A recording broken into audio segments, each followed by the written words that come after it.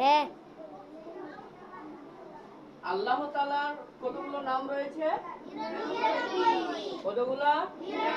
99টি নাম রয়েছে। ঠিক আছে, এই 99টি নাম কেউ যদি মুখস্থ করে, কেউ যদি পড়ে, তাহলে সে জান্নাতে প্রবেশ করবে। এটা বুখারী শরীফের হাদিস। ঠিক আছে, তারপরে এখানে আমি তার উচ্চারণগুলো লিখে দিয়েছি। কি দিয়েছি রে?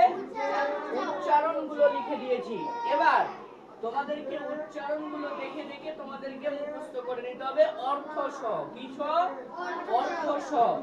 এবার প্রথম নাম্বার হচ্ছে কি আল্লাহ। কি?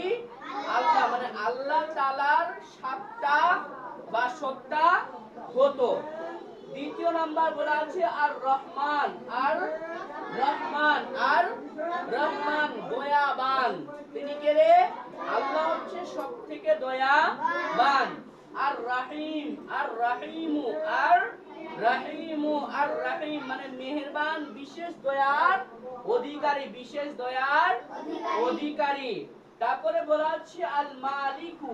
আল মালিকু চতুর্থ নম্বর আল মালিকু। আল মালিকু কি বলছে? রাজা কিংবা বাদশা। রাজা কিংবা বাদশা। তাহলে আল্লাহ কে রে? আল্লাহ রাজা হয়, বাদশাও হয়। ঠিক আছে, তারপরে বলা হচ্ছে আল আল কুদ্দুসু। আল কুদ্দুসু বলছে অতি পাক পবিত্র, অতি পাক পবিত্র। আসসালামু ষষ্ঠ নাম্বার আসসালামু। আসসালামু, আসসালামু বলছে কি শান্তিময়, নিরাপদ। শান্তিময়, নিরাপদ। আল মুমিনু। আল মুমিনু, আল মুমিনু। হ্যাঁ, ঠিক আছে, বলছি কি আল মুমিনু। ঠিক আছে, তাহলে শান্তিময়, আসসালামু কি শান্তিময় নিরাপদ হলো। আল মুহাইমিনু আছে না, এটা আল মুহাইমিনু হবে। কি হবে এটা? এটা ভুল করেছি। আল মুহাইমিনু।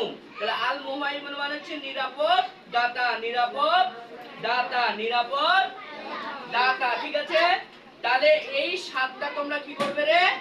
মুখস্থ করে নিয়ে আসবে। হ্যাঁ, হবে তো? হবে মুখস্থ? এই ভিডিওটা বন্ধ করে রাখো।